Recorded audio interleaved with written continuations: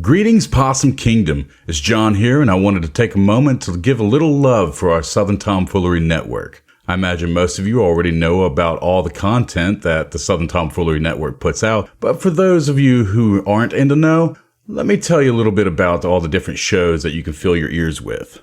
First up, we have Tom Talks and Southern Tomfoolery Unlimited. Both of these shows show up on the main feed, but if you were just skipping those to catch up to the main show or weren't exactly sure what they were, here's the rundown. Tom Talks and Southern Tomfoolery Unlimited are our two interview shows. Tom Talks features the cast in a casual conversation about a particular theme, book, or concept in relation to tabletop role-playing and general nerdery beyond. It's hosted by our very own Bombastic Heath with co-host support from Adam. Once a month, a new subject is explored and released to your earholes. Check it out. Lots of great debate and deep dives. Southern Tomfoolery Unlimited, or STFU as we so lovingly call it, is our chance to sit down with voices outside the cast as we take a backseat and let them do the talking. With Zach at the helm, guests are featured from the TTRPG industry and beyond as we pick their brains about their perspectives. We've had Paizo writers, fellow podcasters, and community icons on the show thus far. This show comes out on a less regular schedule as we tend to choose our guests based on relevancy to the show. Alright, so what about the shows that aren't on the main feed, you ask? Well, I'm here to fill you in. You may have seen one episode of Hacky Sack Heroes on the feed, but we're left wondering what has happened to our plucky hero, Weldy, and his colorful group of pals. Worry not, as their adventures continue once a month. Their episodes can be found on our Patreon site, patreon.com/Southern Tomfoolery, and are available to everyone even without a sub. However, if you have a sub, you get access to each installment a whole month in advance. GM'd by Emily and played with comedy and fun in mind, this fantastic second adventure is homebrewed hilarity. Okay, so now we're getting into some content that's a bit more under the radar. There are two shows here that require a little extra digging. Hideous Tomfoolery is a crossover project from members of Southern Tomfoolery and our buddy podcast Hideous Laughter. Adam is GMing Steve and Griffin from HLP and Emily, Heath, and Zach from STF through the Attack of the Swarm Adventure Path. This show is released in chunks as we finish them and have been a wild fusion of the two casts. Check our Discord to find the link. The last show I want to tell you about is a GM Happy Hour. This is a new project where GMs from 4 podcasts get together once a month on a Tuesday night to talk shop. Featuring Tyler from MinMaxed, Allard from The Dice Crisis, Griffin from Hideous Laughter, and our own GM, Adam, this live talk show rotates between each podcast Discord community, highlighting a friendship of content creators. The next episode, covering GM Prep, is slated to happen this week, July 14th at 7 p.m. Central on the MinMaxed Discord server. You can find links in the episode description or in our own Discord. If you can't make it for the live stream, don't worry. They will be coming to a YouTube channel soon. So choose your flavor, because the STF network is going to keep it coming. Once again, thank you for listening to the Apollo Protection Agency week to week. Our flagship show is in a really great place right now, and it's all thanks to you. Speaking of, here is the next installment of Southern Tomfoolery APA, episode 75, Gala My Children.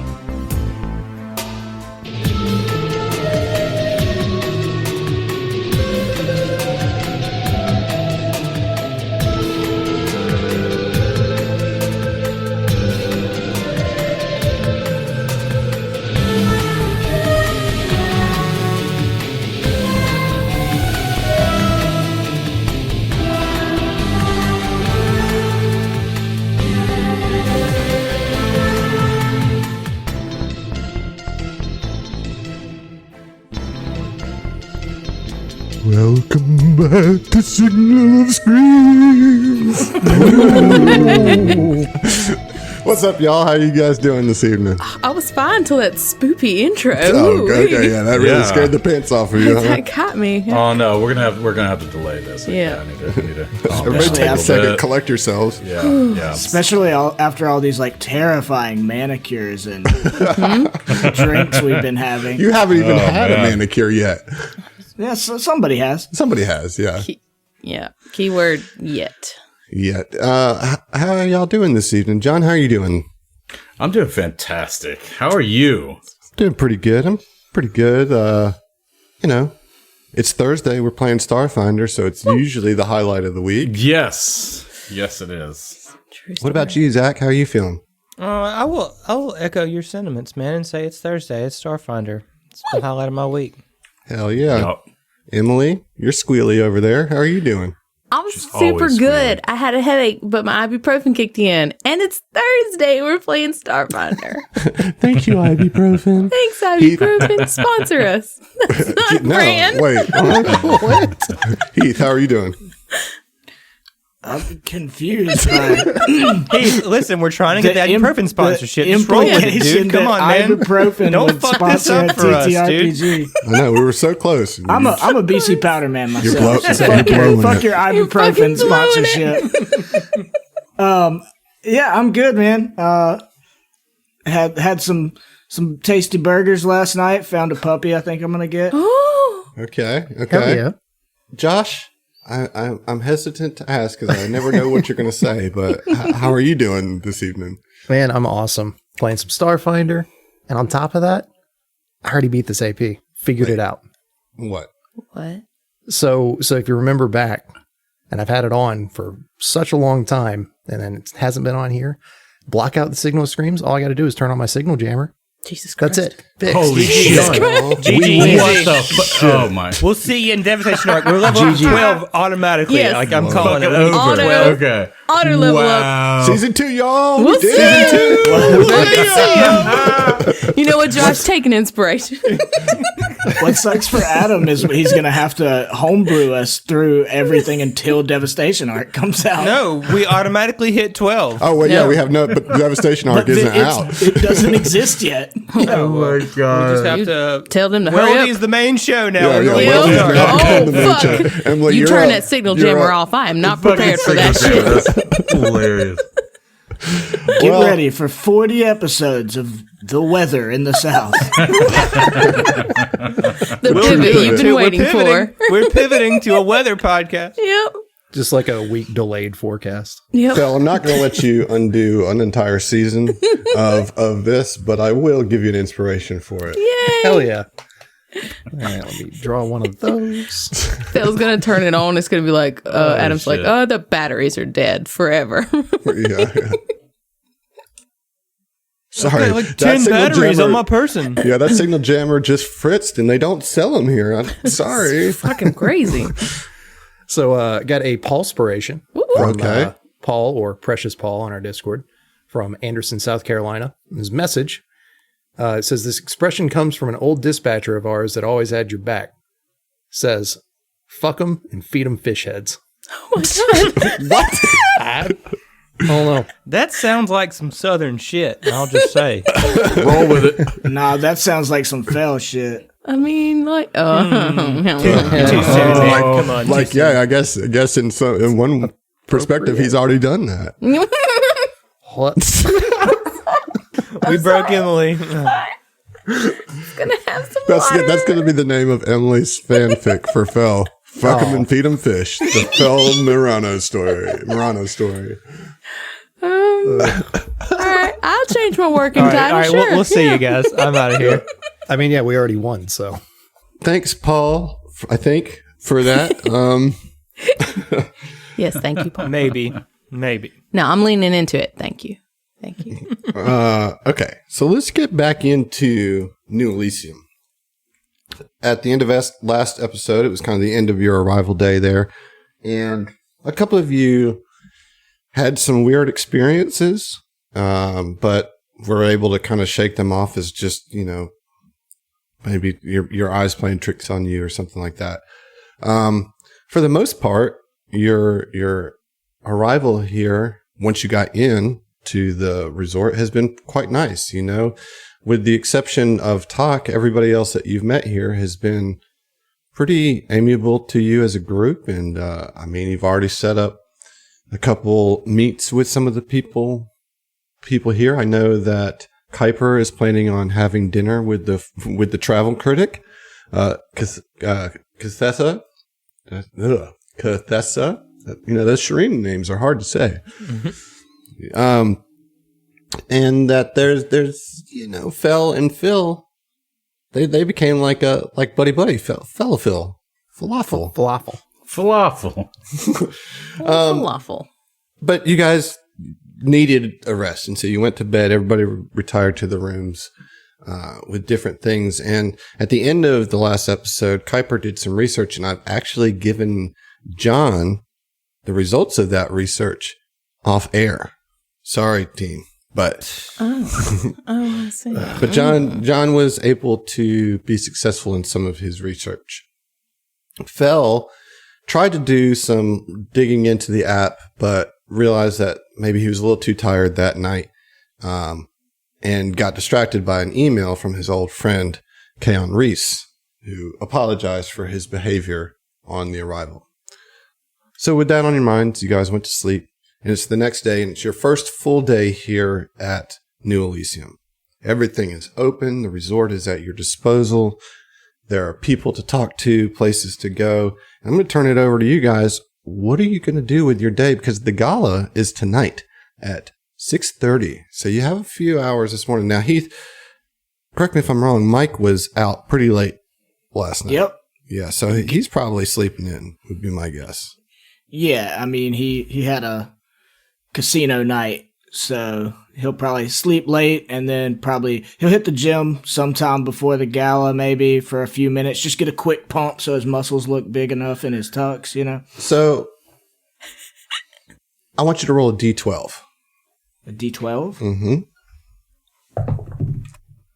Okay, I got an 11. 11 is not bad. You won 500 credits. Oh, hell yeah. My man is a successful gambler. Let me tell you the math that I did there. So whatever you got, I multiplied by 100, and then I subtracted 600. So if you had rolled a 6, you would have broken even. 5 and below, it goes down, and then 7 and up, you actually win some money. So I got to gamble for gambling. Yeah. So meta. And you came out on top. So now you've As got is tradition. You have like 5,600 credits at this point to spend here. And as I said, the shops are open. I don't know if you want to wait to do some shopping until you've had some time to experience. It's really the ball's in your court. Come back to me because I'm sleeping late. Y'all, what are y'all doing in the morning? Y'all gonna get breakfast or something? Yeah, I mean, Fel's definitely going to get up and take a shower and still feel gross after he gets out of the shower, which prompts the idea that he's going to want to go to Titan's Rest to go get a full self-care, because his fingernails and his tips of his fingers are like the cleanest that they have been since he was probably a baby, like just like newborn. And he now, the grease that's stained into the palms of his hands and under his fingernail, well, not under the fingernails anymore, but noticing that that's gone, he's like, oh my God, I'm disgusting. So he's going to get some eats and then do that. Is anybody going to go with him for a little spa action? Fel would put a ping out to the entire group. Ziva would immediately reply and be like, oh my gosh, wait, hold on. I'll be right there. Okay, so Ziva is going. Anybody else going?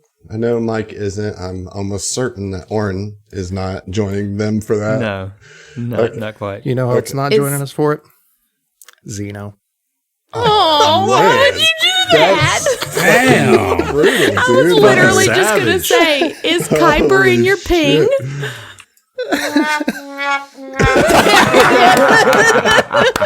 That was good timing for it right there. Very proud of you. Yeah, that's good. I'll tell you what Oren will do, though. So Oren wakes up to a message on his Keys of Elysium app reminding him of the best practices and policies at the resort. Because up till this point, Oren has been walking around the resort in his full kit, just armored up, a gun on the back.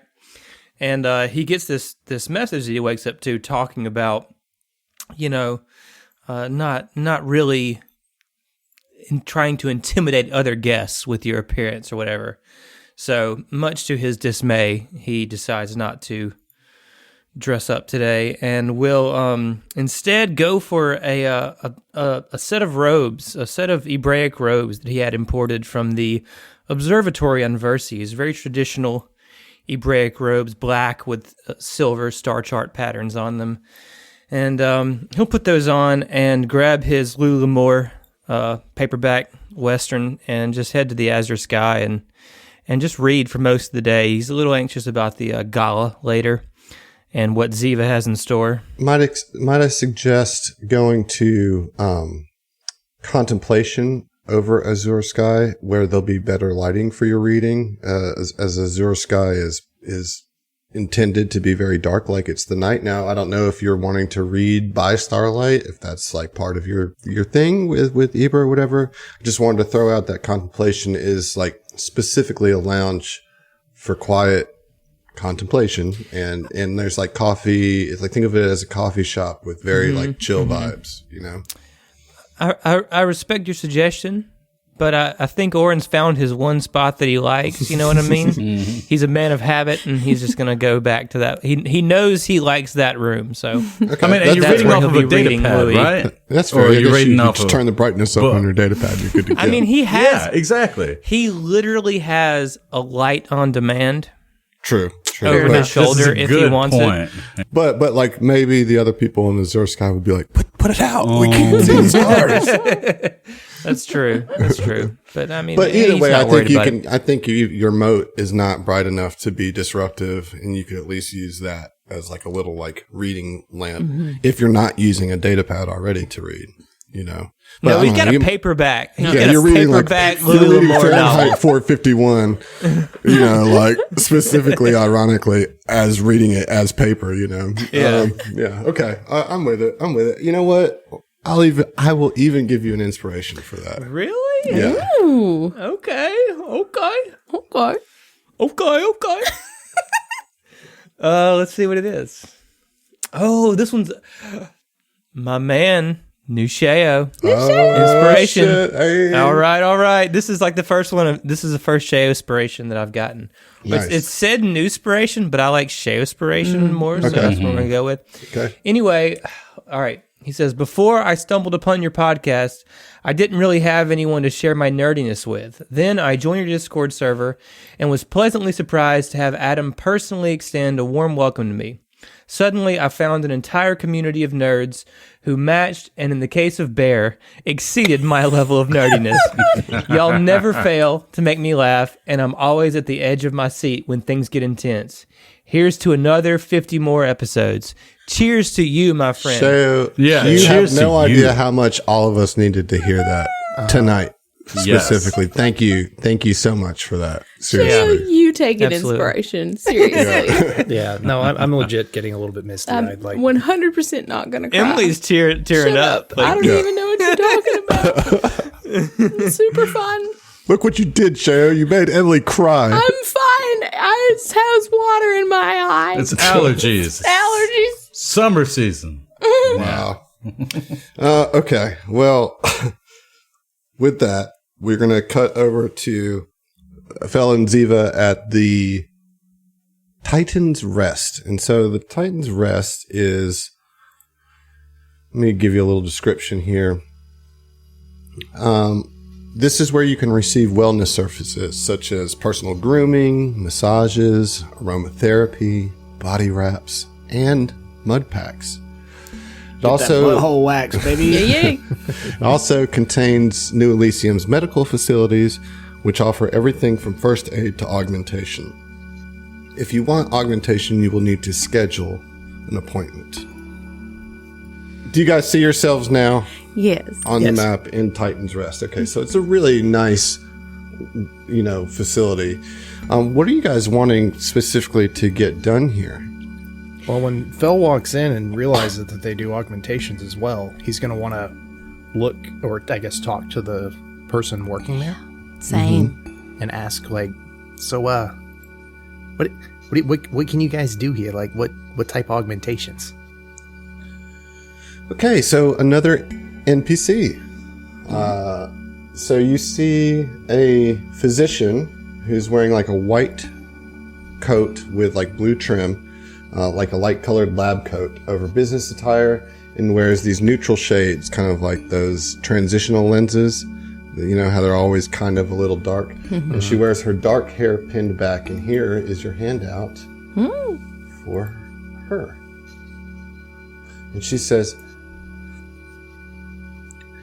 "My name is Dr. Sidroni Lumin, and it is a pleasure to welcome you to Titan's Rest. I hope that you find our facilities to be most luxurious. Please tell me how I can make your day brighter, more relaxed, and soothing." I mean, what? You guys got like a menu or something for augmentations? I mean, I guess it's appointment only, right? Indeed it is. This is highly sophisticated surgery, so we do require, you must understand, a heads up before we prepare for this surgery. However, my partner, Dr. Avron, is one of the best in the augmentation business, and she would be most pleased to supply any augmentation that you would like. Now, what I will say, out of character, is that they don't supply like strictly like offensive augmentations, right? Okay. Like these are like body enhancements. So if it's like a combat specific one, it's not available here. But like speed boosters, you know, those types of things are available. And she says, "Would you like to schedule an appointment?" Yeah, give me a little bit of time to kind of look through what you got, and then I'll absolutely do it. I can do it through this app, right? Absolutely, that is the point of the app. Absolutely. Oh, you beat me. And you, madam. Oh, she seems like a bucket of fun. Oh my. Ziva would actually she's kind of as they have been talking, she's been going through the app. And she says, yes, actually, I know what I would like to go ahead and schedule. I know that we have the Gala tonight. Is there a time that would be best for you? There's actually 2 different augmentations that I am interested in. Oh, 2, huh? Well, you know what they say, go big or go home, and we are on vacation. She pulls up her data pad and kind of looks through, and she says, "Yes, well, you are among the first to request such an appointment. I only have one booking with one of the Buzzblades. I shouldn't say, but I'm so starstruck by them. Aren't they wonderful?" Oh, they are absolutely wonderful. One of our members, he is a huge fan. I myself am, of course, very interested, and I just must know. And she would kind of lean in and who is it? What are they getting? Roll a diplomacy. Yay! I'm good at that. Okay, so that didn't roll great. So that's going to be an 11 on the die plus 20. All right. So 31? Yes, she says, she kind of looks around, she leans in. Let me just say that there is one among the team that is not ready to retire just yet. Oh, and Ziva would make the same excited, stupid face that I just did that you guys can't see. But she was like, "Oh, that is wonderful news to hear. It made me so sad when I heard that they were, considering retirement. But that is wonderful. I hope that the augmentation will be helpful." Of course, yes. Sorry. But the point is that I can schedule you pretty much any time tomorrow. Wonderful. Yes, absolutely. And do I need to tell you what I want now, or will we? No, we can save that for when we get to it. Fel, you also mentioned would you like to schedule at the same time? Yeah, I was actually going to say, go ahead and schedule me too. I'm sure I'll pick something by then. You guys are old augmentation pals. Yep. Yeah.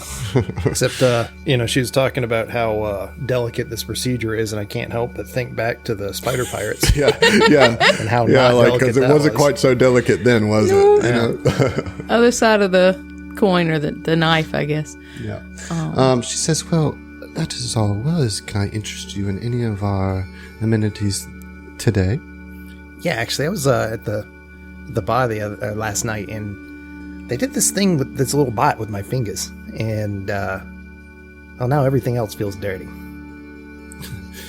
Yes. So you would like a full personal grooming package? Yes. Yeah, if that's what you call it. Sure. It's just like my fingers are clean, and I'm not.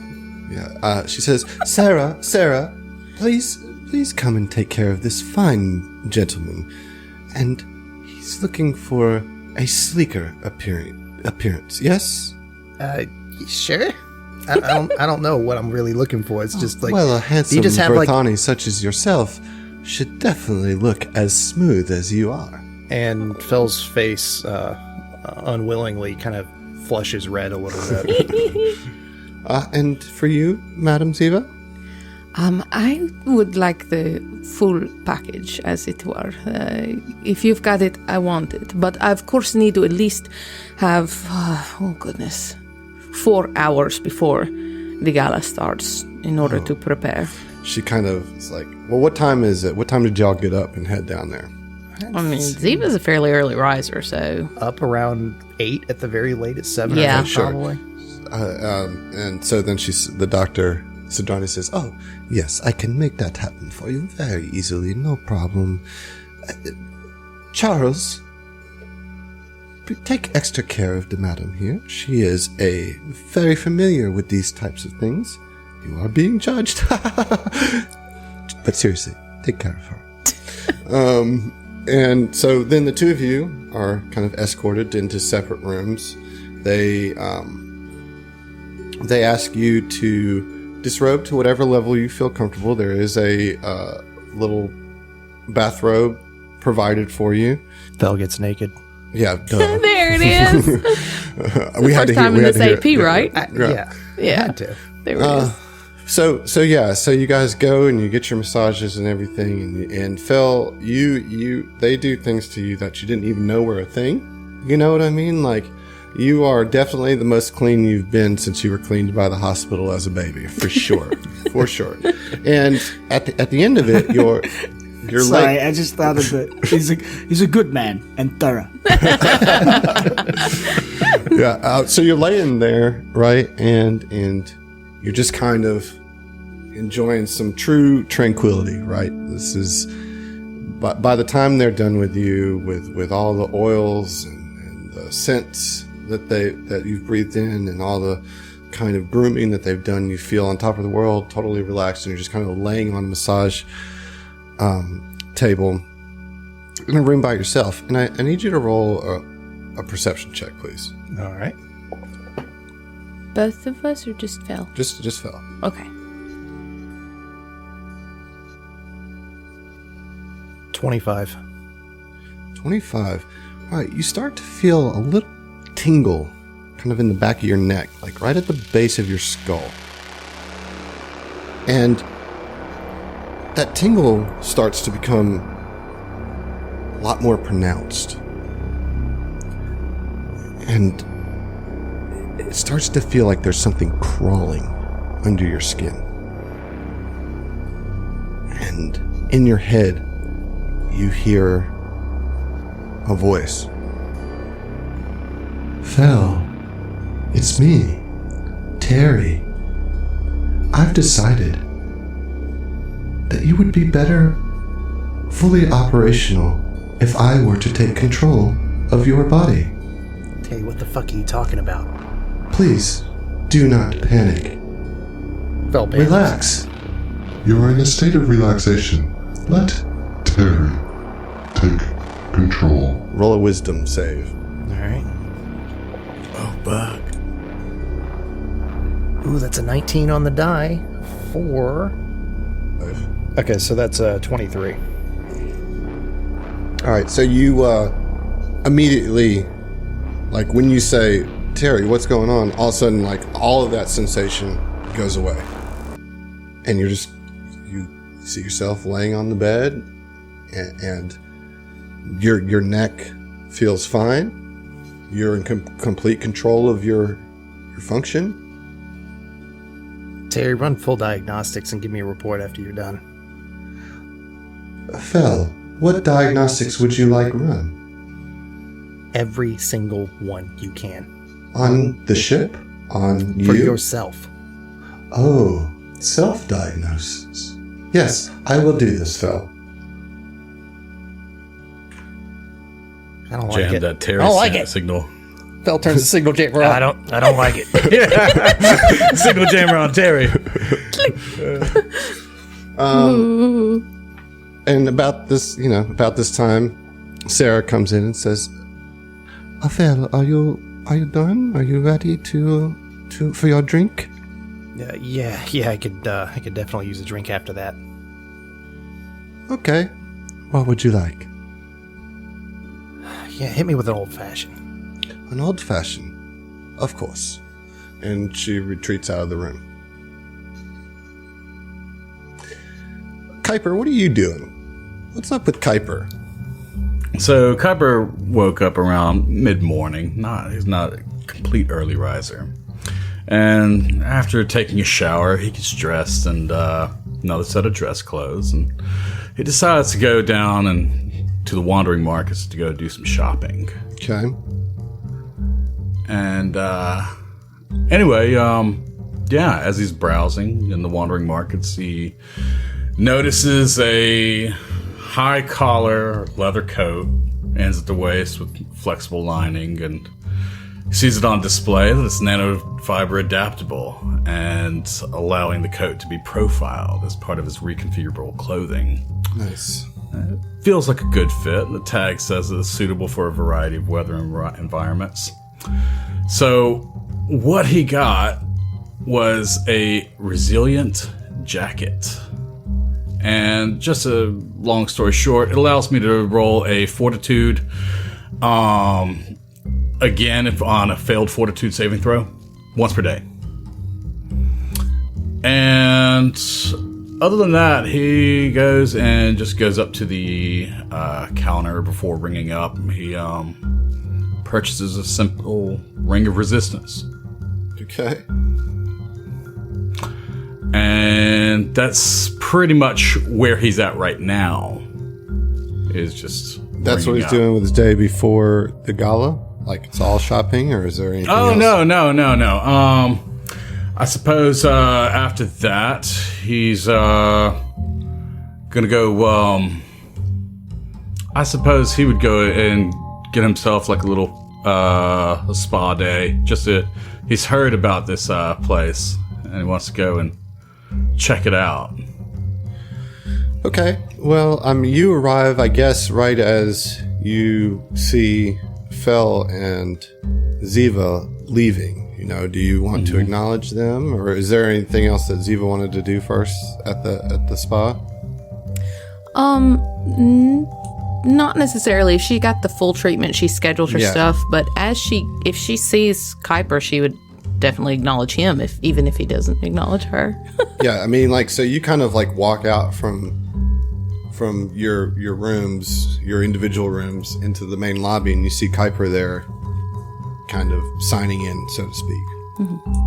Oh, Mr. Vargas, it's very good to see you. How are you today?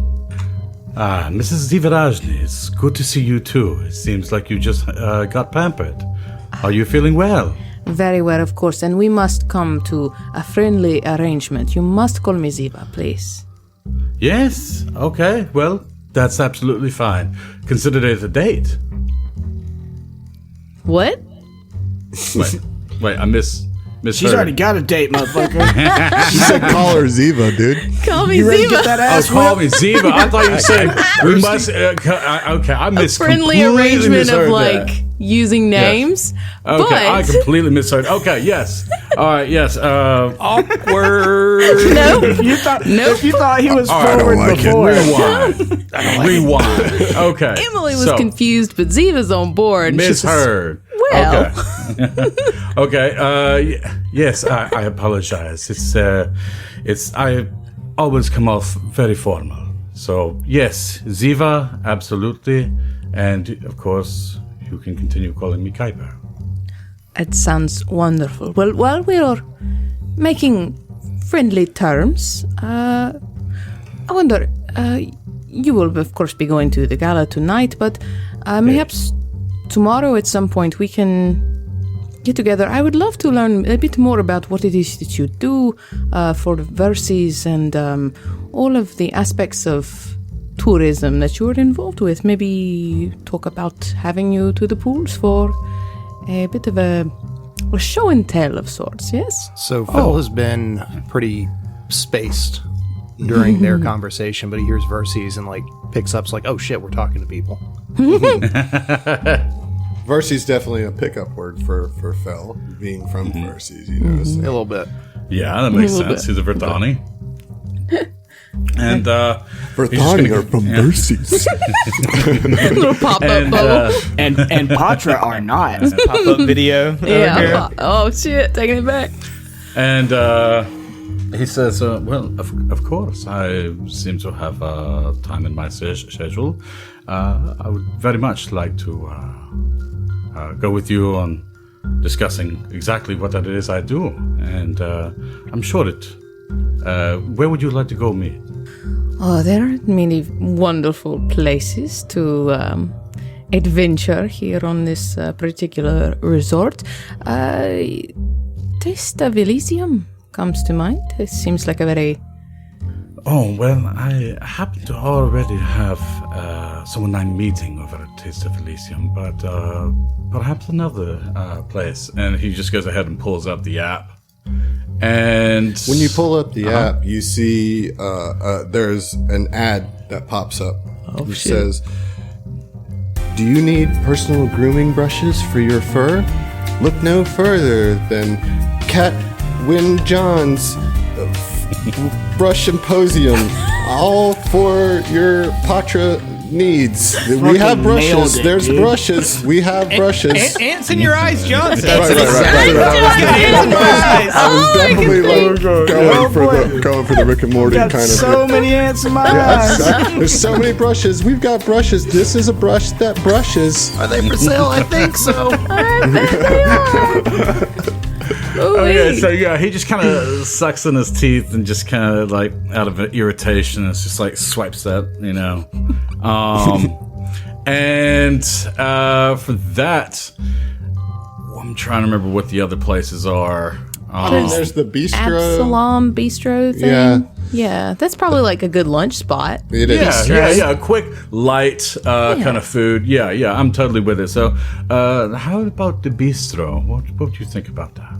Yes, that would sound wonderful. After a heavy night of fun at the gala, I imagine we'll want something a little light for lunch, yes? So tomorrow, lunch at the bistro, yes?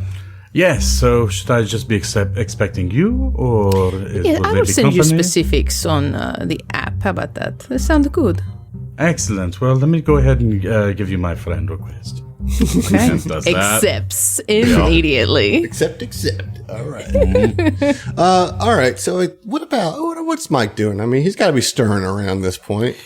Yeah, I think he wakes up at like 11 or 12. And, what time is the gala? 6:30. 6:30. Okay. Yeah, maybe like 11. And at first, no one's there. So he's like the John Travolta meme from Pulp Fiction. Just like, yeah. So, seeing that he's alone and kind of left to his own devices, I think he would boot up his app and be like, "Hey, Rocky," and like give him. He wants to look through and just like see if he can find something he's interested in. And I was looking through the app that you made us, and can you tell me? There may not be like a big description of them, but I just noticed the burning glades and the ice fountains. So the Burning Glades is like kind of like a sauna. Hold on, I'll give you a better description here. So it's a set of sealable atmospheric chambers, It can accommodate species that have unusual atmospheric needs and want to spend time outside a required environment suit. A burning glades chamber can also be used as a sauna or a steam bath for species that have no need for unusual atmospheres. The ice fountains are the counterpart to the downless sunroom, with a view of the stars and pools of water that can be lukewarm, filled with ice chunks, or even completely frozen over. Okay, so I think Mike would kind of just, to shake off some of the alcohol from his late night gambling excursion, go for a jog around, some of the facilities, kind of get more familiar with the area, and sort of like jog over, check out the ice fountains, kind of locate where the gym is. Which is on the lower level. Mm-hmm. Right. But yeah, just go for a good, probably hour-long jog, just checking stuff out, seeing the sights, Well, while you're jogging, you're kind of jogging on the loop, which is kind of the intended, walking trail, jogging right thing that kind of laps around the top floor. And as you're jogging, you see that somebody else has had a similar idea. As you see the young male dwarf, Beryl, from the Buzzblades, also running. And he kind of catches up to you and he says, "Hey man, there's nothing like a good run to work off a hangover, is there?" You damn straight. I tied one on last night over at Wild Apples, man. We were playing darts until 3:30 in the morning or some shit like that. I got to keep myself with it. I'm the rookie here, man. Oh yeah, nice. I went over to the what's the casino called? I think it's just called the casino. But let's see here. Hall of Splendors. Hall of Splendors. Yep. Thank you. Yeah. I popped over to the Hall of Splendors. Couldn't stay away from the roulette table. Oh man, shit! I wish I'd gone there with you, dude. That sounds like a lot of fun. Maybe we can go there later on tonight after the gala. Yeah, and Mike's trying to play it cool, but he's super excited about that. He's like, yeah, that'd be great. And I mean, if my luck stays up, I won a, sizable sum last night. Well, yeah, maybe you're good luck. It's not. I hope you're better luck than my cousin. Oh, go on. Yeah, I went gambling one time with my cousin. His name's Tex. We didn't do too hot, man. That's unfortunate, I suppose. Yeah, Odd name that, Tex. What's that? Odd name that, Tex. Yeah, I thought so too, but his parents are kind of weird, I thought my parents were country, but his parents are real country. Yeah. Well, who was were you and all the Buzzblades playing darts over at Wild Apples? A couple of us are. Some of the more spunky ones that like to party. We were kind of, I said, we tied one on over there at Wild Apples. I think we saw your buddy, one of the guys who came in there. He was talking to the host there, having a good old time. I kind of feel bad I didn't go say hello to him, but by that time I was 4 sheets to the wind. You know what I'm saying? Right, yeah, maybe the right decision. But we'll have time. I can introduce you to the whole crew. That'd be great, man. I know I'm a Buzzblade and everything, but I'm just a regular person, and trust me, I know who y'all are. I've been hearing about the APA, and I've been going to the Pools Paradises for as long as I've been, old enough to go, and so I'm kind of fans of y'all's too. You know what I'm saying? Yeah, well, the feeling's mutual, I suppose. I fucking love this guy. Nice to meet you. And I'm, he's gonna keep jogging, kind of alongside with him, maybe, just shooting the shit with him. Yeah, y'all just kind of carry on for a while, and he's super amiable, and easy conversationalist, and manages to get through it without saying anything, off-putting or anything like that. Sure. Yeah. So ultimately, my plan is to jog for a bit and then head over to the gym, real briefly, a quick 20-minute, pop around to 5 machines real quick just to get a quick workout, and then go to the Burning Glades sauna. Yeah, are you gonna let him know that that's where you're going? Yeah, we would. Yeah, he's yeah, man, I'm all about going to the Burning Glades. In fact, I think old Corin is there kind of soaking his old ass bones. You know what I'm saying? I mean, I think he has plans. He's kind of looking around. I think he has plans to, like, he don't want to quit. He told me he don't want to quit. I don't want to quit either because he taught me everything I knew about playing guitars. You know what I'm saying? And so he's soaking because I think he has plans to get hooked up. Oh, nice. Well, I hope he doesn't retire. He's, no offense to you, you're quite good, but he's my favorite player. Oh, no, man. Look, I'm new, man. I don't expect to be anybody's favorite player. It's fine. It's cool. You know, one day I'll be somebody's favorite player, but that day isn't today, and I'm okay with it. Oh, I'm sure you're someone's favorite. Well, I'm Sally's favorite, but that's neither here nor there. I'm sure your cousin Tex as well. Well, we don't talk that much no more. I really don't know what he's up to at this point. Well, yeah, so we just carry on for a while, hit a quick cycle at the gym and go to the sauna. Yeah, and so you go there and you do indeed see Corin kind of soaking in a jacuzzi within a sauna. You know, he kind of nods to Beryl, and Beryl kind of looks at him and says, well, maybe he might, I don't know. I mean, what do you think? He kind of looks like he wants to just chill. Yeah, we can leave him be. Like I said, we've got time. Yeah, all right. Well, I'll tell you what. You said that he's your favorite. I know that he likes to do some sparring. He does like boxing routines and shit. And so I bet you can find him in the gym at some point. Yeah, now you're speaking my language. Yeah, that's right. They were telling me you were a boxer at some point. I don't know anything about it, but looking at you, I could sure as hell see why that you could be. Yeah, I was for quite some time. You're a big old lizard, ain't you?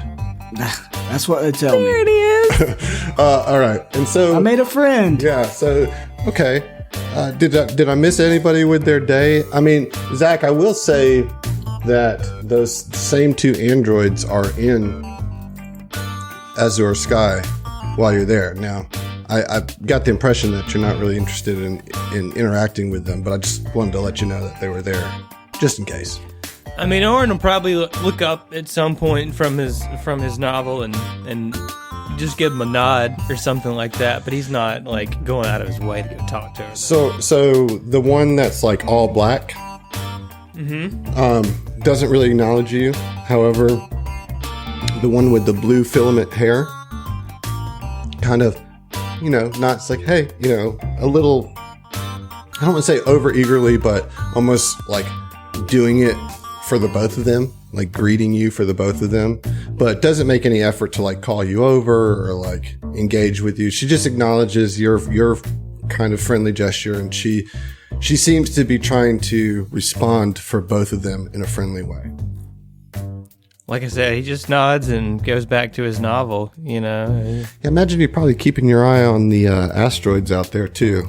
Yeah, it's definitely something that's on his mind. Yeah. You know, he's aware of the situation. Okay, so I mean, at this point, it's like time to get ready for the gala, right? Is there anything else anybody wants to do on this day before the gala? I feel like pretty good. Nah, I mean, I'd try to get back. And, yeah, everybody. You know, pretty early compared to like when the gala is, because I'm under the impression that Emily's gonna take over getting me spruced up. Well, she's you and Oren and Fell. Right. Yeah, Fell all over. You know, she probably sent out a message. I need you at the rooms at like 3:30. You know. Yeah. Yeah, I mean that's what would prompt Oren to like close his book and get up, and he'll kind of nod again to the android on his way out as he heads back to the room to change. She nods and she actually sends you a friend request. Oren doesn't even check his phone. For both phone. of them. Okay, so you don't even check. Yeah, he doesn't check his phone. Right. He'll get it later. Yeah. Like, he'll get it later. For sure. That's fine. So everybody kind of gets back to their suite. And I assume that Kuiper is kind of doing the same on his own, going to get ready for the gala. Oh, just go ahead. Go ahead. You go ahead. Oh, I was just gonna say no. He's gonna stay at the spa till it's time for the gala. Okay, good to know. And then, so I'm very interested to hear how Ziva addresses her crew. tell me what it is that you dress for. What did you choose for these men to go that are not typical Gala folk? So we'll start with Oren, because he, I think, is probably the most nervous. But his is probably, it's the most simple, but it's honestly, I think, the one that has the most, that means the most to Ziva. So she knows. I thought you were gonna say the one that has the most drip. I mean, that's the truth. So she knows that Oren is a very, he doesn't like to draw a whole lot of attention to himself necessarily. So she kept his preferences in mind with this. So she went very simplistic, very classic, and it is just a very trim black suit, just like a 2-button jacket. But the only thing that's really different is the shirt underneath is kind of a slate gray, and it has a black cravat with an amethyst stick pin. Nice. Looking So sharp.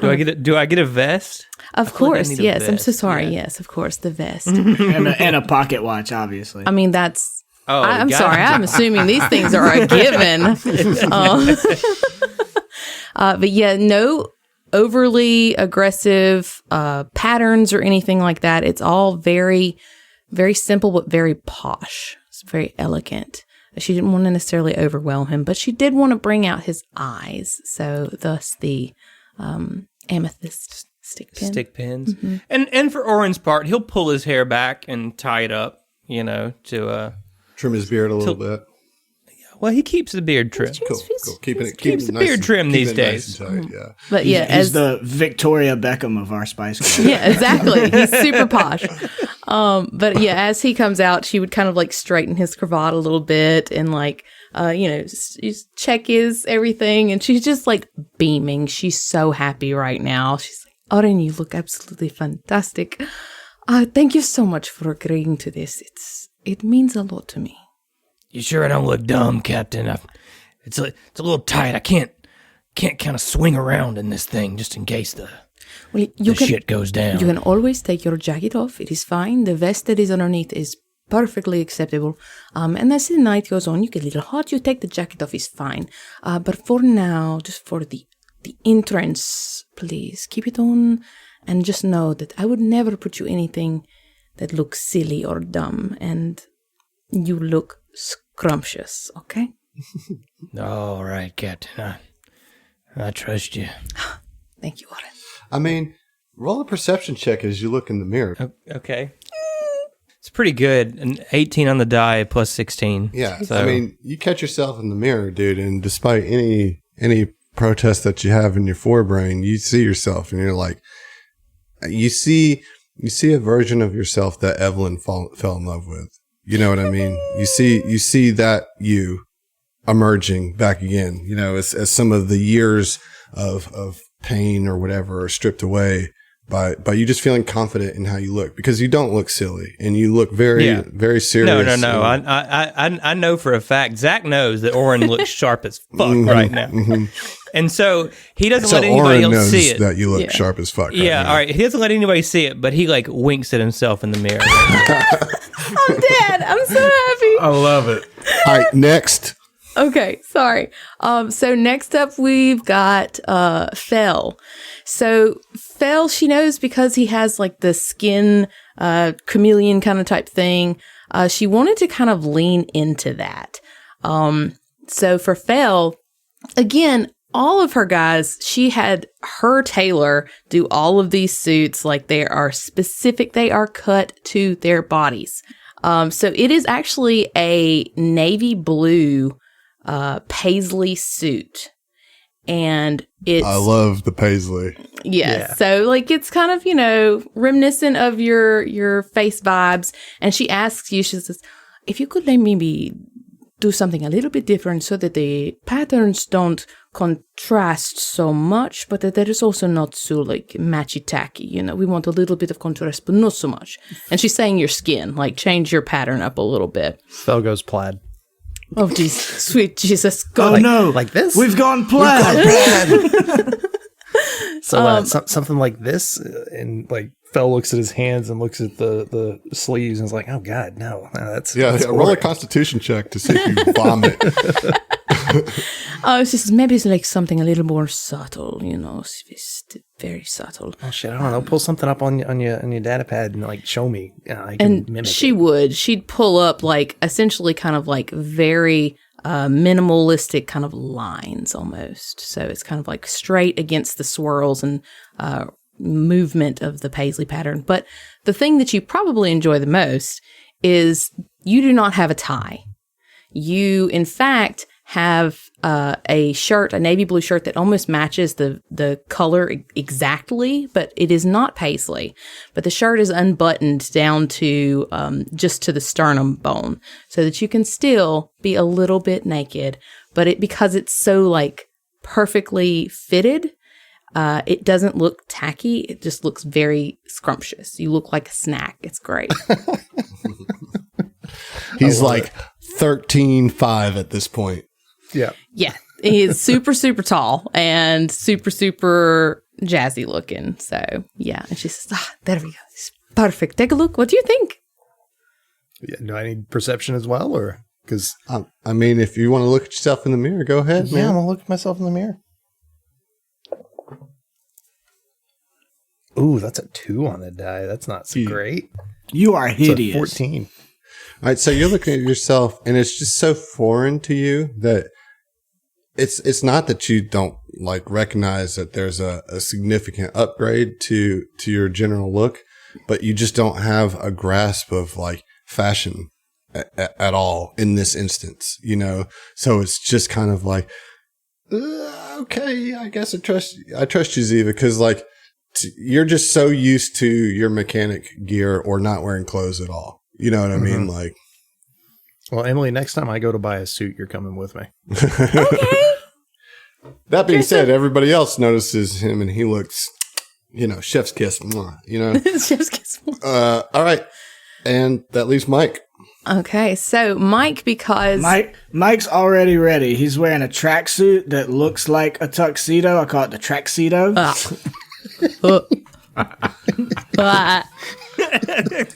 Yeah, I think you're going to need to roll a diplomacy check against your envoy to see if you're going to get away with that. don't even roll because you're not. Do you What actually does come in Ziva with say that? when he comes out in that?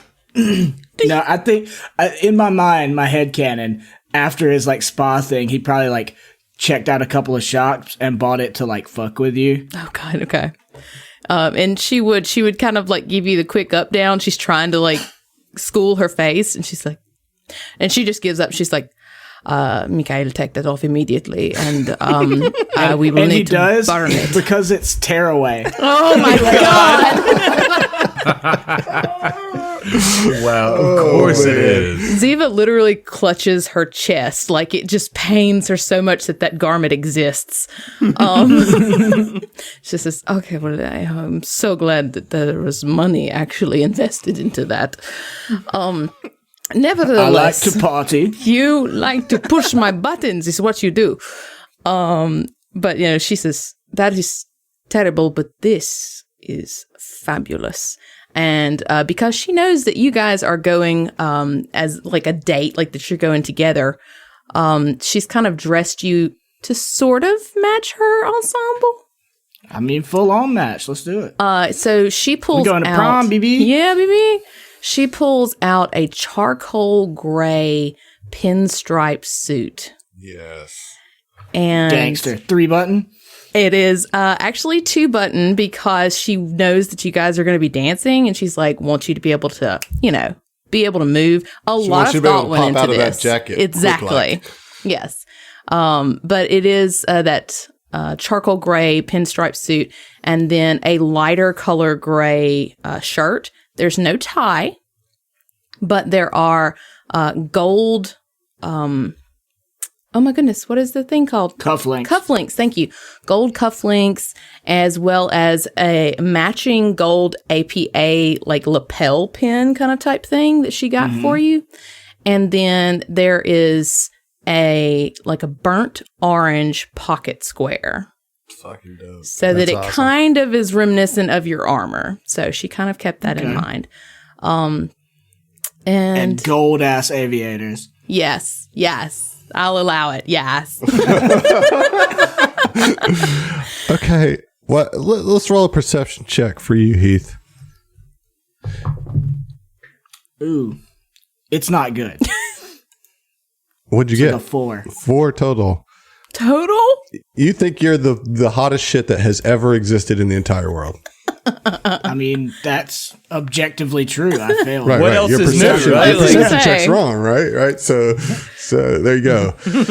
You think you are titty Mike to the tits. You know what I mean? Oh, Like, God. I would never. yeah, but you rolled a 4. But you rolled a 4 on your perception check, so you do. No, just kidding. All of you look great, but Emily, tell me what Ziva's piece de resistance is. So Ziva's dress is so pretty. So she went with, again, kind of matchy match with Mike. It is a very light gray, like a little bit lighter than the shade of his shirt. The dress itself is kind of it's sleeveless, and it does sort of like a sweetheart neckline. Anybody who's aware of that, but it is a plunging neckline. So it goes all the way almost down, damn near to her navel. And the dress itself is very sheer, the sheer gray. And then all throughout the dress, there are tiny, you're not super sure if they're actually diamonds or if they're some kind of like quartz type material.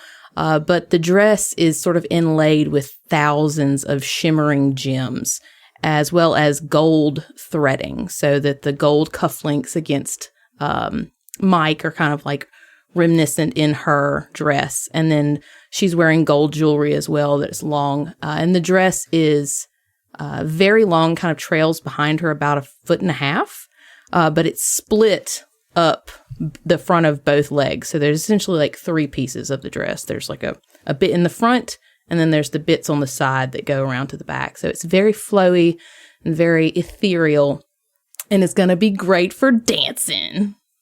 And a burnt orange thong, so we really match. Obviously. I mean, I thought that was to be unspoken, but yeah, let's speak it. You Yeah. keep making those assumptions. I want to know every detail. I want you to roll a perception check, Emily. Okay. Let's see here. Yeah. So 12 was a 13, so 25. Yeah, that's good enough. You look at your crew and are beaming with pride. I mean, you guys look sharp as fuck. You're representing APA very well. The Pools of Paradise very well. You guys look like fly as hell, smooth as hell, scrumptious, to use Emily's word. You guys look amazing. And Emily, I'm going to give you the very, very, very rare 4th inspiration in your card pool, because that was a lot of good work there. Nice. It's a rare occasion. It's a rare occasion. Oh, shit. I got a Dawnspiration from Dawn, Colorado Springs. That's the Dawn from the Hexagrid Heroes. Yes, indeed. So we're matching even more. Yeah, basically. My last one was a Dawnspiration. There, see? And the message is, take my love, take my land, take me where I cannot stand. I don't care, I'm still free. You can't take the sky from me. No power in the verse can stop you with this bit of inspiration. Nice. I fucking love it so much. Good. I wonder where that could be from. I don't know. It sounds familiar. But Some great listen. inspirations tonight, though, for real. Killing I mean, it. Killing I it. feel so excited. Nothing could bring us down after this. I feel like a leaf on the wind. Don't Sorry. say shit. Nailed Oh it. my gosh. Too Thanks. soon. Okay. It's always too soon. All right. So, you guys are dressed up. ready to go, ready to make the true impression of the Apollo Protection Agency here at New Elysium. So you arrive at the Gala. 3 double doors open into a long hall decked out for a classy party. Opposite the doors is a stage raised from the main floor by several steps, where a holographic chamber orchestra with 12 members plays softly. The floor before the stage is open. To the right and left sides of the room are dining tables near sideboards, each set with a lavish buffet, beverage fountains, and ice sculptures depicting sleek animals from various worlds. There is a bar next to each buffet. Well-dressed guests eat, drink, and mingle, and a few couples dance in the open space near the stage. Welcome to the Gala, ladies and gents. Kuiper, I want you to tell me about your entrance to the Gala. Okay, so Kuiper actually is arriving a little fashionably late. But he hears an alarm go off saying it's time for the gala. And like right as he finishes his manicure over at the spa. So as he's walking to where the gala is, he gives the Titan's Rest 5 stars. And as he reaches on the app. Yeah. Nice. And he reaches the door, and as he reaches the door to the gala, he just snaps his fingers. And you see the fabric slowly shift into an ensemble fit for a gala. A jacket of black cashmere with floral gold thread embellishments growing from the hip up to below the heart. Matching slacks, open collar, soft white dress shirt, and Oxfords. Looking sharp. And as he's walking through, first thing he's probably going to go ahead and do is just grab a wine glass from whatever servant is nearby. John, is your freezer broken? Because all I can hear is drip.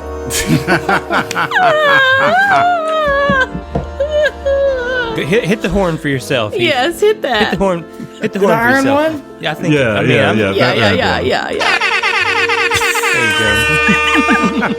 it is. Ooh, drip.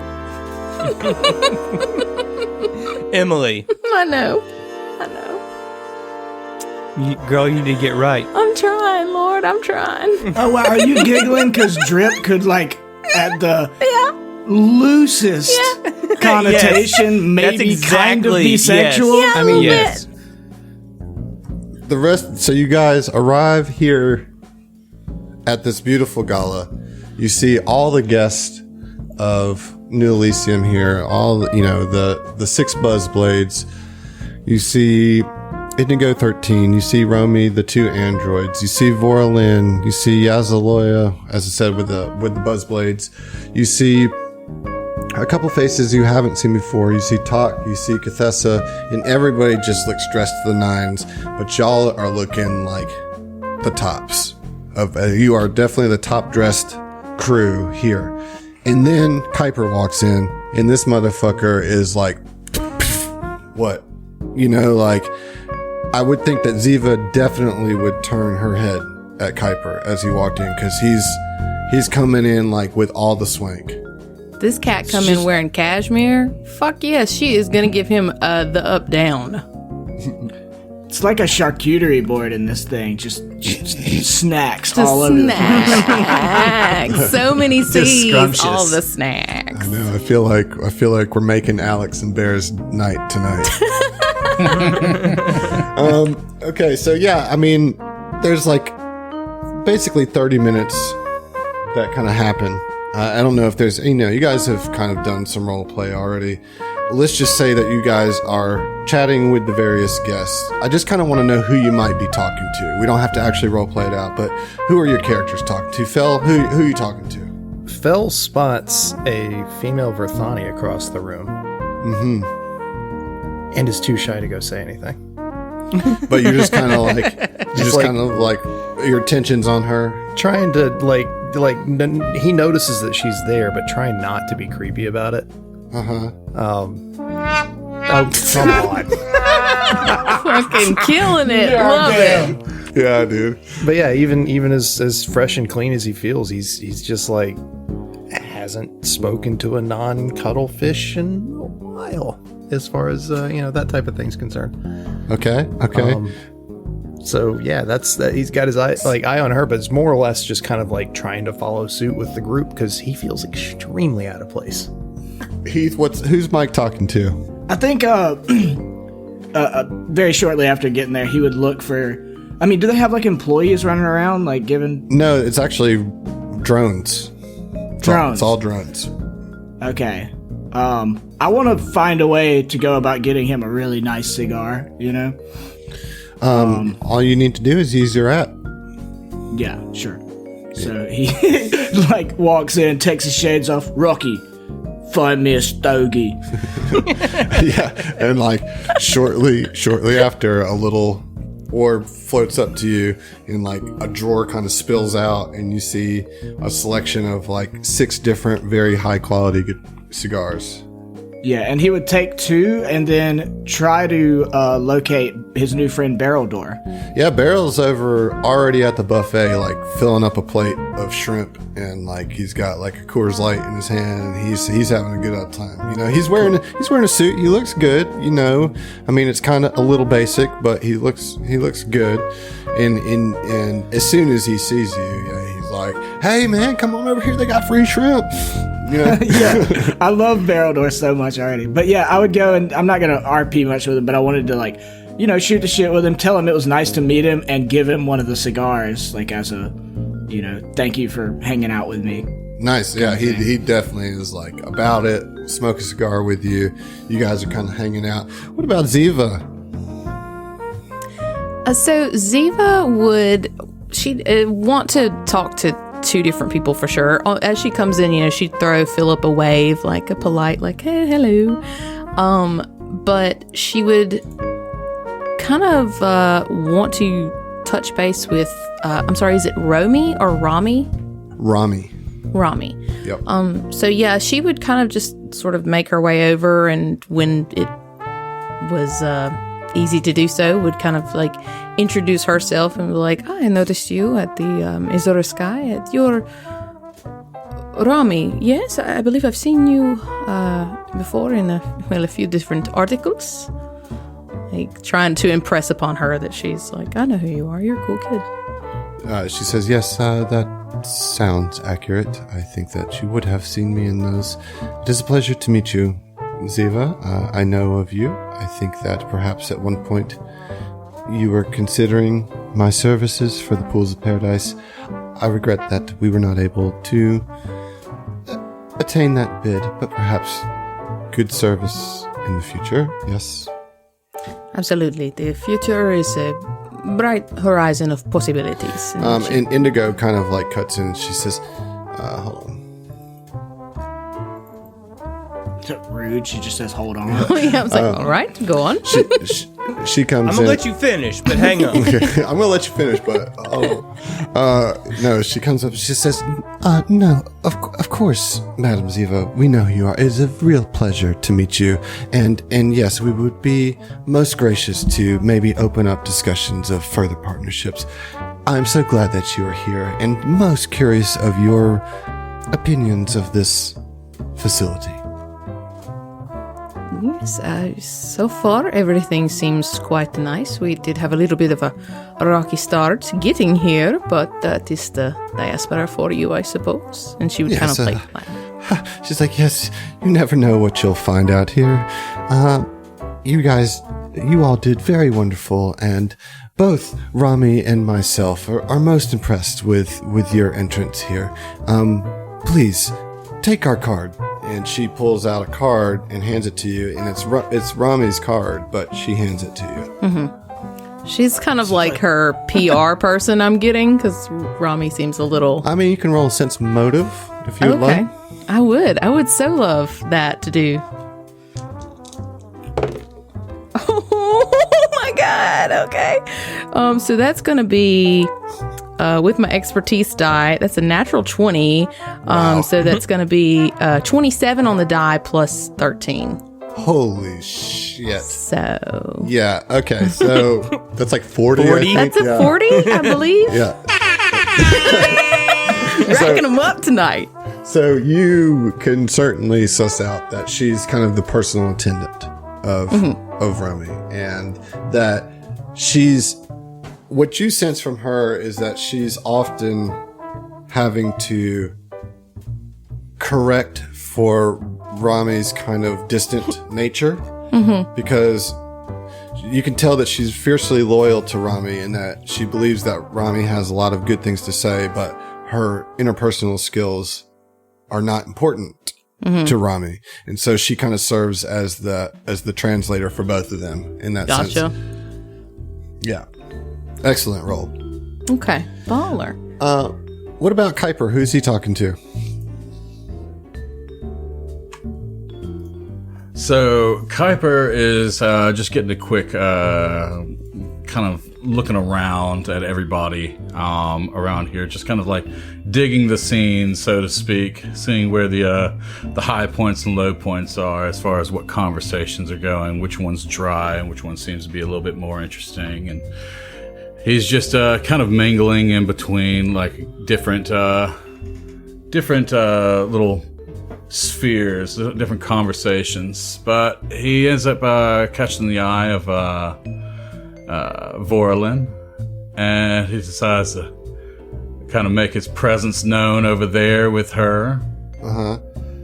And I guess he's just gonna, I mean, like, do you want to RP it, or do you... Well, so is your intent to, like, you know, ask her to dance, or is your intent just to talk to her? Just like, what is your goal? Yeah, to ask to dance, actually. All right, so let's get a diplomacy check. Okay. Let's see here. Oh no! Oh boy, It's a 1. okay, It's a 1. you roll a 1. I need God. you to roll a perception check, please. All right, 14 on the die. So that is a 27. 27. So as you're like trying to talk to her, things are going well. You know, you're talking smoothly and confidently. I mean, you're Kuiper or Vargas. You know, like you know how to talk.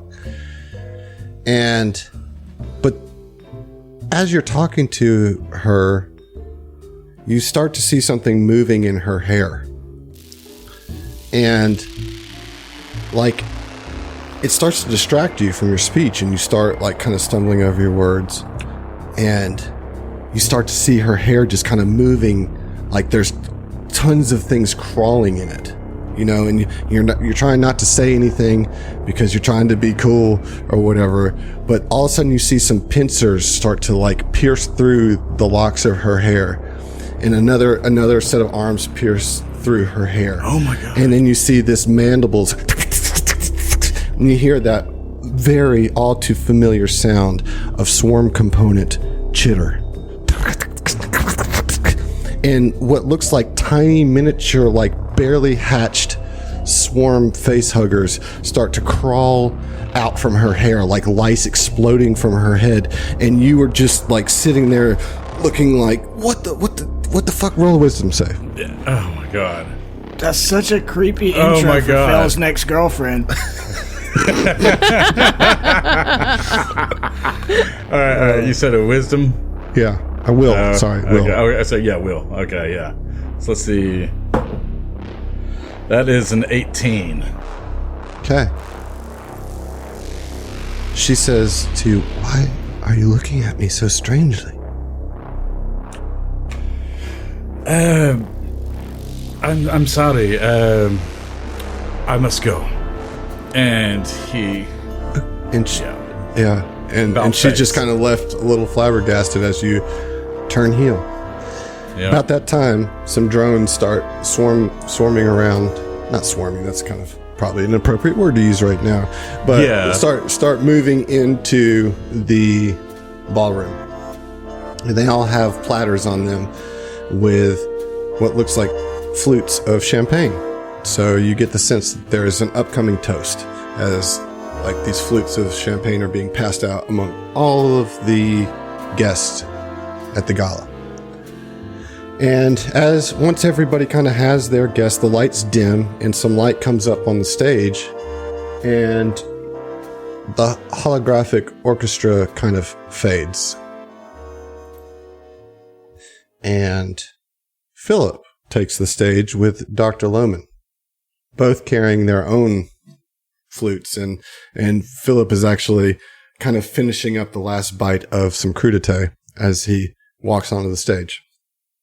Once he finishes chewing, he kind of steps up to the front of the stage and taps his throat twice. And you hear him in an amplified voice. Dear guest, as most of you know, my name is Philip Kalsner, and I am your host here at New Elysium. He gestures towards his companion on the stage, and he says, This is Dr. Sidrani Loman, who manages our spa and medical facilities. She is my counterpart in making sure everything's just right for you. Dr. Loman? Raising her voice, also tapping her throat twice, she addresses the guests. We're happy to have all of you with us. We know you love your stay, and we'll hope you tell everyone you know just how much you enjoy it. This celebration is just the beginning. And both Philip and Dr. Loman raise their glasses. Here's to a blissful stay in New Elysium, says Philip. Please enjoy the rest of your evening. And after the toast, Dr. Loman and Philip leave the stage, and the holographic orchestra resumes. Now everybody's kind of mingling, and as you guys are hanging out, I think maybe you guys come back together at some point as a group, touch base with each other, and while you're all grouped up, and we'll say that Kuiper, you're kind of decided to go over and talk to your new friends a little bit, or at least hang out with them because you're feeling a little like, what the fuck happened back there. And the Buzzblades come up to your table, and they say, Yazaloya says to you, All right, don't go anywhere. I'm about to give a speech. And she does indeed. Jesus. Did you hear that, Ziva? She's going to give a speech. Jesus, I think they heard it on the next asteroid over. She goes up to the stage, and she says, These PCs over here, they're the ones that saved us. We are so thankful for them. And what we would like to do is express our thanks with more than just words. So, to the APA and to the Madam of the Pools of Paradise, I would like to present to each of you season tickets to the Absalom Buzzblades next season. Fuck yes! Bell kind of recoils at Mike's. Oh, sorry. yeah, Are you not excited? I don't know anything about him, but that's cool, I guess. Corin kind of steps up to the front and gently taps Yazaloya on the shoulder and says, let me handle it from here. And he says, You're doing great. He says, yes, I too would like to express my gratitude for all the help that we received upon our arrival here. It would have been a sad thing for me to play a winning season in my twilight years, only to die as I celebrated it. So, thank you very much. And with that, I would like to present some gifts to you. First, I would like to present my illuminating merciful rack devastation blade that I have used for 11 seasons and is engraved with all the names of the Buzzblades of this resort. Shit. When he holds it out, and it's this long blade that kind of glows with purple and white light, the Buzzblades team colors, and he presents it to the group. I take it. That's a Ziva weapon. That's a Ziva weapon. I'm not saying I'm going to wield it, but like Mike's just excited and says, "Oh, thank you so much!" Like, and just assumes he, he's got no awareness. If it's engraved, like obviously that it makes sense that it would go to Mike. This is a collector's item. Yes, of course. Yes, it's beautiful. Thank you. Look, thank you so much. So then Verle steps up. She says, yes, I too would like to thank our new friends for the help. I suppose I should give something too. And so I will. I needed a new suit anyway.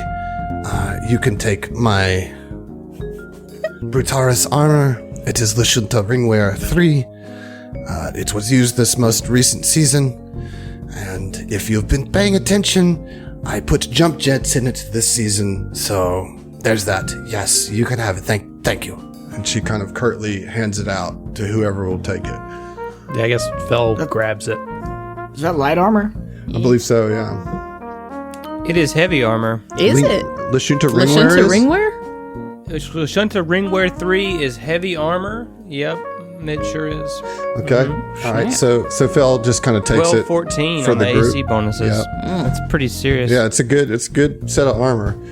And it also, has special value for it being the winning armor for her season. Yeah. And then the rest of the Buzzblades each continue to offer up gifts. Among them is a fusion seal, a merciful fusion. A called fusion seal.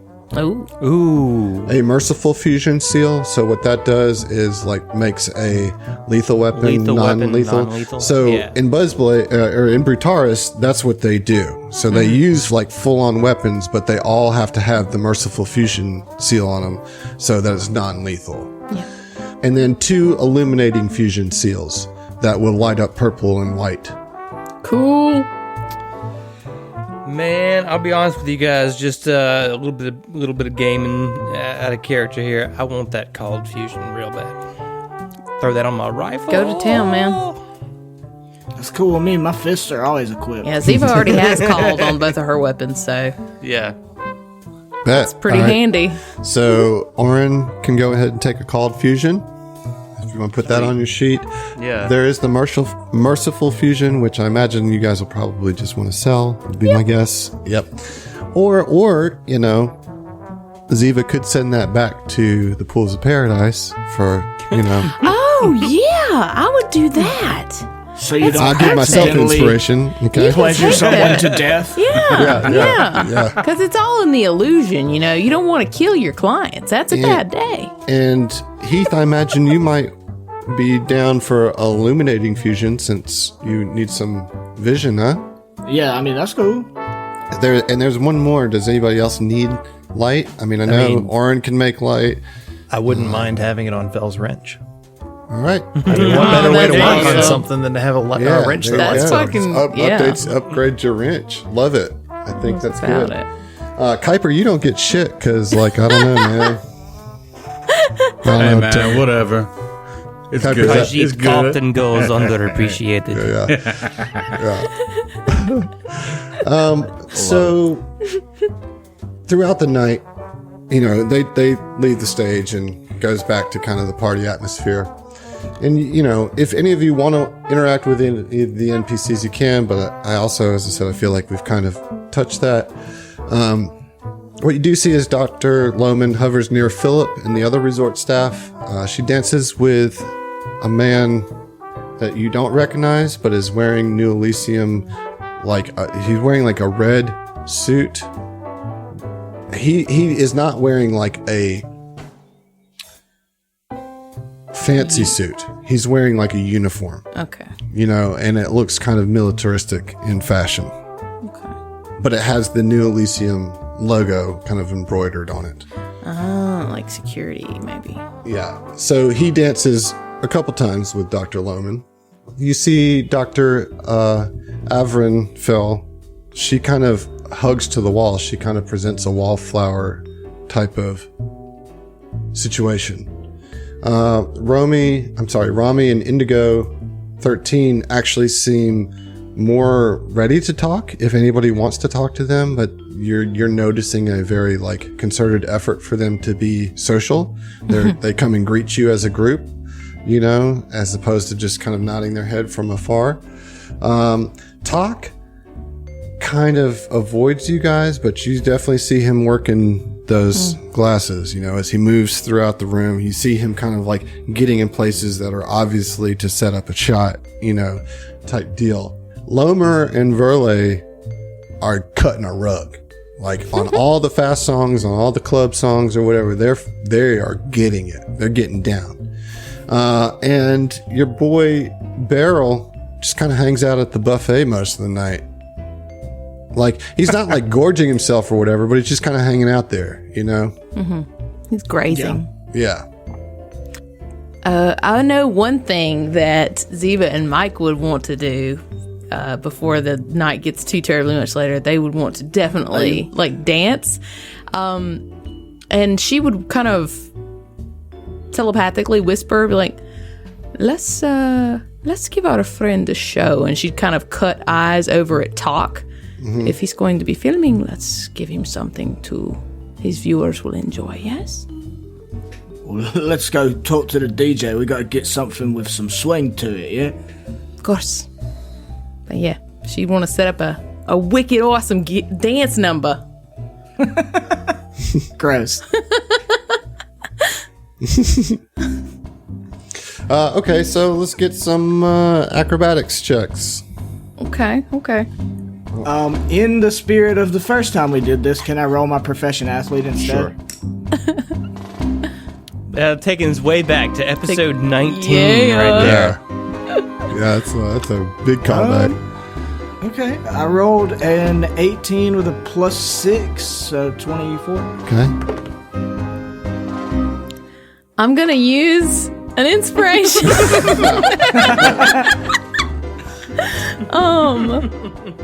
So yeah, I use an inspiration. Okay. And I rolled a 7 + 9. That's 19 total. All right, I'm going to say that Mike actually steals the show here. Ziva, I think, gets a little, I don't want to say nervous, but she gets a little in her head about representing the Pools of Paradise. And Mike just kind of locks eyes with her, nods at you like, I got you. And like, y'all do like the tango on this motherfucker. You know what I mean? Like, I want you to picture Mike and Ziva doing like straight up True Lies style. Oh, sweet. Yeah, the most sensual, passionate just like dance. getting it. Like, and like he's dipping her and like rubbing rubbing her the face. rest of the people stop dancing and they like make a circle around Vaguely you. uncomfortable. On the dip, if she's facing or in a way that she could, like she'd be looking back and at Talk, like kind of upside down, and wink into his camera. That's You what just she see her would and do. go, hey, yes, thank you. You're welcome. She's trying to get back on them good graces a little bit, just enough that he don't do shit. Yeah, and so everybody gives you a round of applause. The band even stops for a second to like tip their instruments at you. Excellent show.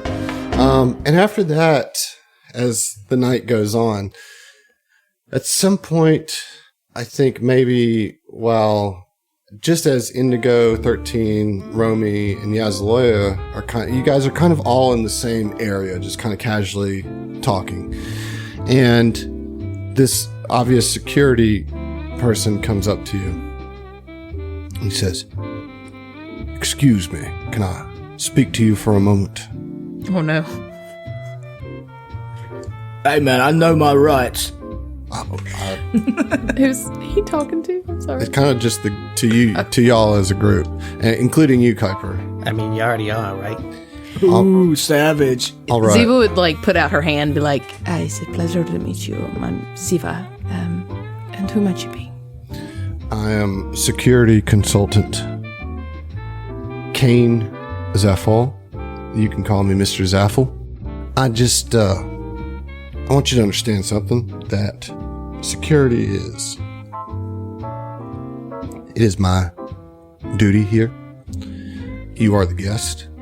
I understand that Philip has invited you here as security consultants, but I'm here to tell you that we are highly trained and highly prepared for any such instance that might happen.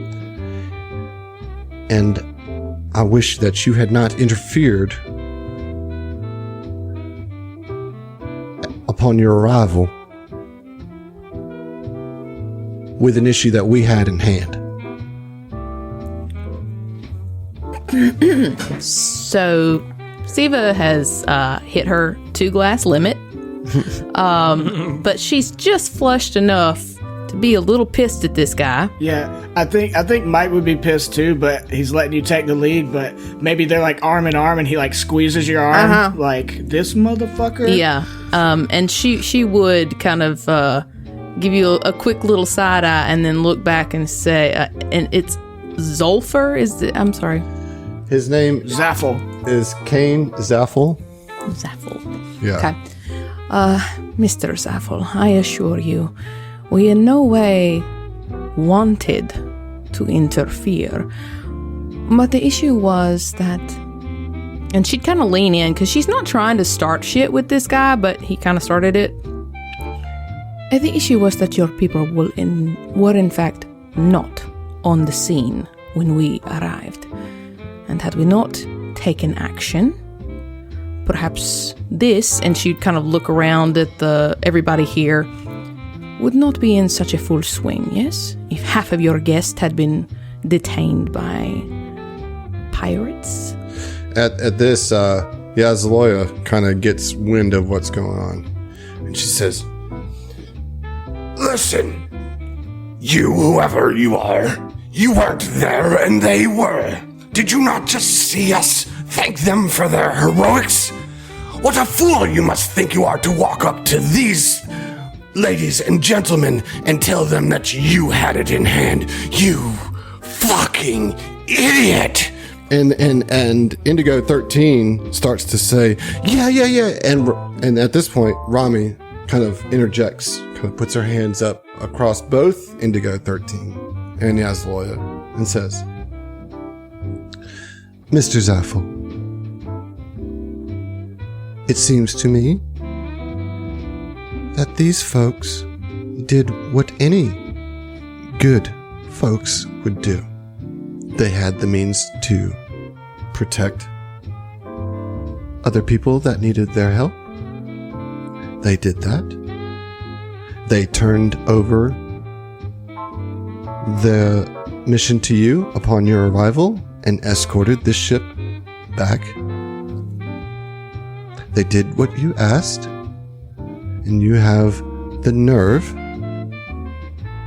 as a employee of this resort to come up here and tell them off. You will trust and you will believe that this will go in my report of my experience here at New Elysium. And Kane just kind of sputters. I would. After she says that, Mike looks at Kane and he says, Friend, maybe you didn't do your research so good, but we're the Apollo Protection Agency, and we did the protecting here, not you. He squeezes your arm. He just turns and walks away from you. Rami just kind of looks at you and nods, and then kind of walks away, pulling Indigo 13 kind of by the arm as they go and dance. Yazaloya looks at you all and nods very firmly, and kind of clasp her big claw on your shoulder, Mike. Just like, Yeah. Well, let's get back to drinking. and like she goes and joins the rest of the Buzzblades as they continue to take full advantage of the open bar. Yeah. I want to have a tag team wrestling match with Golkami so bad. After that encounter with Kane Zaffel, Fell is feeling a lot more pissed off than he wants to be. Takes a couple shots and walks up to the Verthani woman and says, Hey, I don't know you, but we should dance. She kind of looks at you. She leans back a little bit. She says, Well, nobody else has asked me to dance, so yeah, all right, let's do it.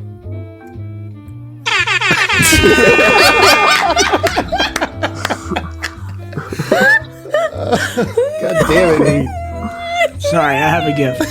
I have a gift. Yeah, and you guys go out and cut a rug. Let me get a little bit of acrobatics from you, my man. Can I get Can I use profession mechanic instead? No. I think that would hurt Yeah. I you. was going to say, woof. Oh no, that's gonna be a 15. She says to you, hold on. Doesn't look like you've been augmented with 2 left feet.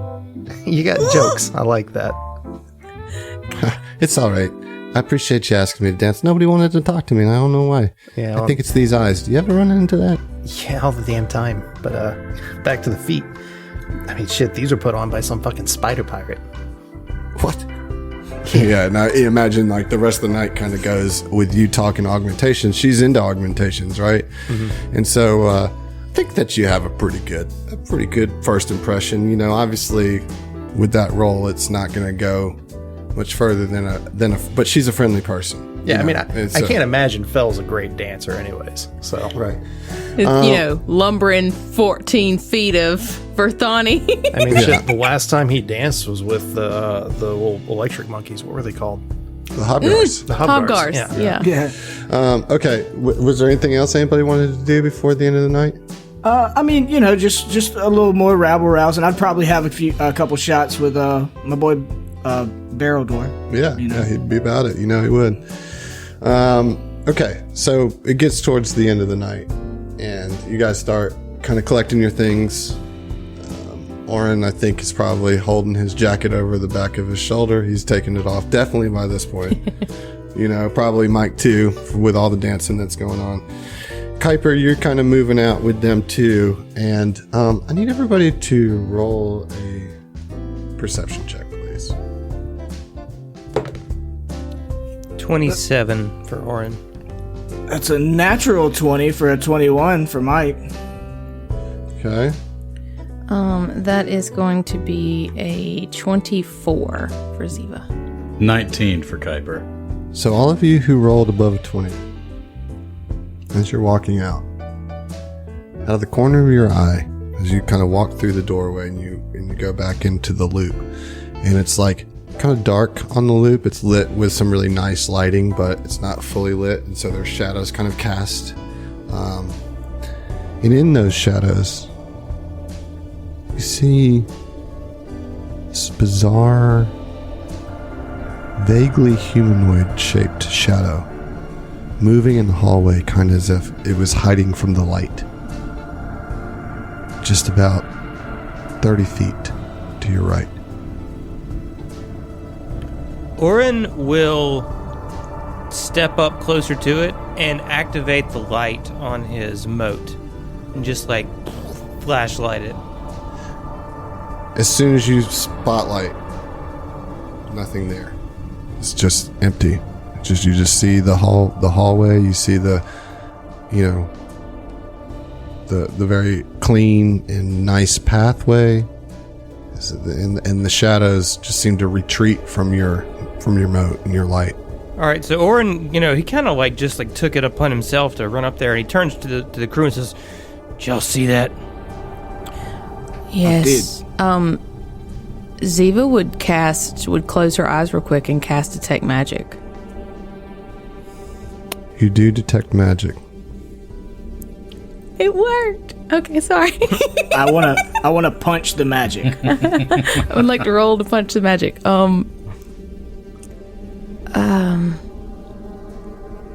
And she would say, Oren, there's something there. An inkling is an inkling. Sorry. It might actually be an inkling. Yeah, sorry. But she would kind of keep her eyes sort of. Can you roll me a will save, please, Emily? Me? Oh. Yeah. Oh no. It's a 5 on the die for a 13. Yeah, you are convinced that there's still something in the shadow beyond Oren's light. You can see an aura of black, shimmering, anti-light just beyond his light. she would like back up into Orin. Like she would touch him and be like, Orin, make it brighter. Make it brighter. There's something still there. There's something. Make it brighter. I mean, there's not a whole lot that I can do to make it brighter. I need you to roll a will save, Orin. All right. I gotta double check. I think I know what my bonus is. Yeah, that's what I thought. That's gonna be a 13. Oh You try to extend your light out further at your captain's request. You try to step forward to get rid of the shadows. But even as you get in the corner, the shadows seem to race up the corner and up the ceiling. No matter which way you turn, you can't seem to get rid of the shadows. And just in past your field of vision, just to where it gets dark, you can just sense something moving in the shadows. Fucking told y'all something wasn't right about this place. Mike, I need you to roll a will save. Will save? For Kuiper and Fell's part, you were completely at a loss of what even is happening here. Like, you didn't see any of that. You just see Orin and Ziva, like, frantically kind of running down the hall with the light extended, trying to look in every shadowed corner. Guys, what are you doing? What the fuck did I miss? What'd you get, Mike, on your will save? 19. Mike, you're kind of caught up in this, and then like you shake your head and you just see them chasing nothing. You know what I mean? Like, you don't know what they're chasing, but whatever was like that you saw in the corner of the eye, you're not seeing it anymore. Yeah, I want to like stride over to Ziva and kind of gently like grab her by the arm and be like, "Hey, we're kind of making a scene here." Mikhail, don't you see it? Don't you see it? It's right there. Calm down. She would reach down and activate her hideaway limb and pull out her survival knife. Okay. Just like, she's not doing anything with it, but she's like really doesn't feel good about not being armed. I think Mike would like try to put his hand over your hand and like disguise it a little bit, but hey, cool it. You just pulled a knife at a party. Yeah, like, so for the rest of you, for Fell and Mike at this point, and Kuiper, you're seeing them like start to panic, like and act very erratically. Yeah, Fell's gonna walk up and guys. Roll a diplomacy check. That's a natural one. Yeah, they're not listening to you. Orin, Ziva, roll a will save. My hands are sweating. Okay, I don't like it. Okay. I don't like it. Yeah, Ziva got a 26. That's much better. 28. I think at this point, you start to hear your companions shouting, kind of trying to stop you. And,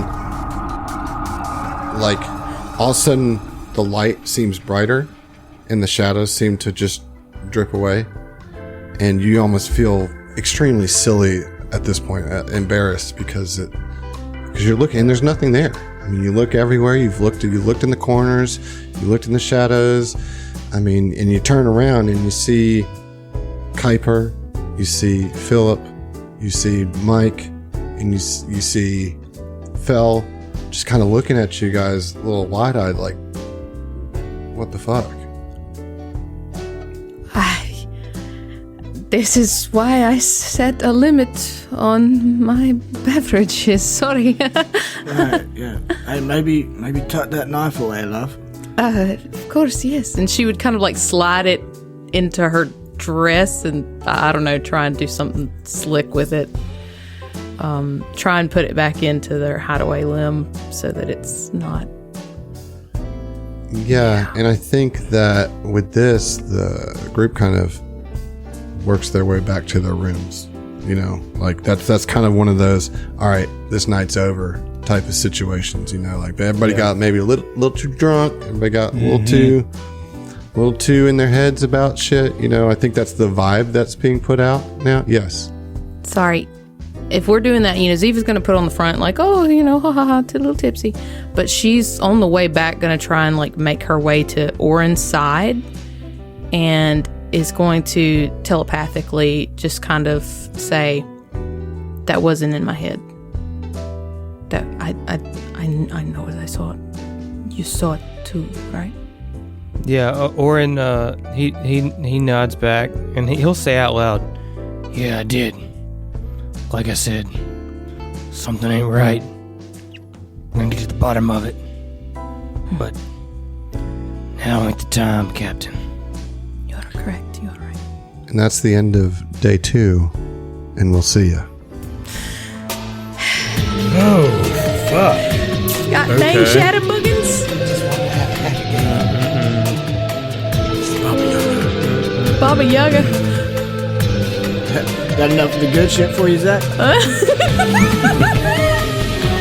This episode has been sponsored by Roll20. This is how we roll.